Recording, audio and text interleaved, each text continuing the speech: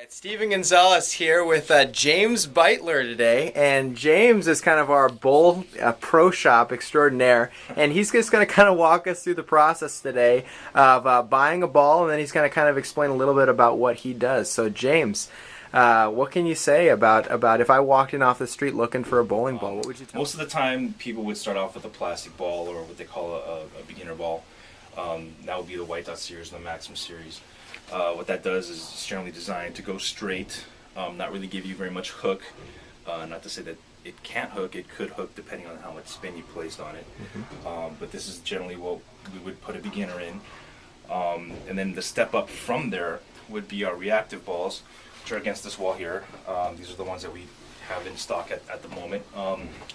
It goes all the way from entry-level performance all the way up to high-performance bowling balls, which can range in price from 110 all the way up to 220.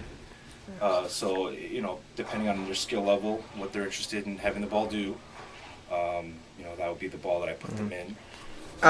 One other question, I guess, kind of moving forward a little bit. How would you, what kind of weight would you recommend, or how would you recommend that someone identifies the weight with which the ball they would be carrying? Generally, it's 10% of the person's body weight. That's a really kind of a ground level, very quick assessment of what bowling ball to put them in. But a lot of times, since there are balls that are out there on the shelves as it stands, we like to place them in one of those balls first to see which one feels comfortable for them weight-wise, and then determine if they need to move up or down from there.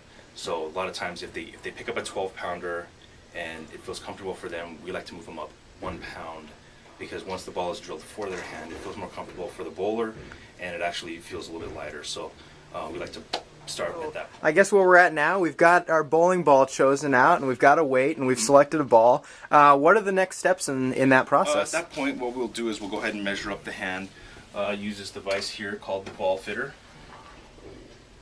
This measures up not only thumb and finger sizes, but also measures up span. That's the distance between your thumb and each finger.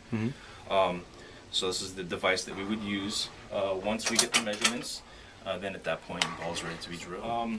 So at this point, the ball is ready to be drilled after it's been laid out. So at this point, what I'm going to do is adjust the drill machine for pitches, because every drill basically needs to have pitching. The drill goes straight down towards the center of the ball. So what the pitch does is it allows for, the hand position on the ball to be pretty much natural feel. So yeah, once the drill bit's been selected, then I can go ahead and start the drill.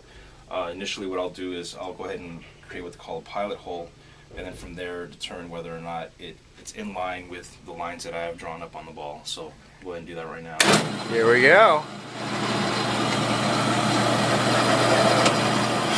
So after the reposition, just want to make sure that it lines up once again before we go all the way down.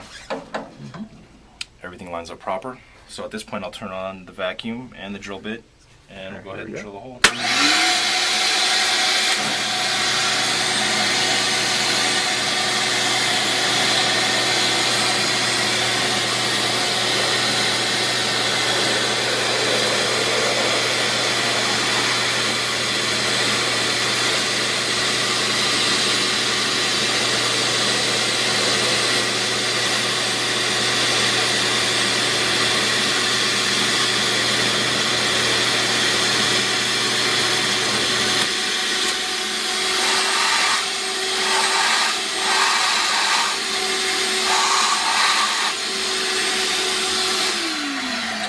Bit of what I do here at Pickwick Bowl.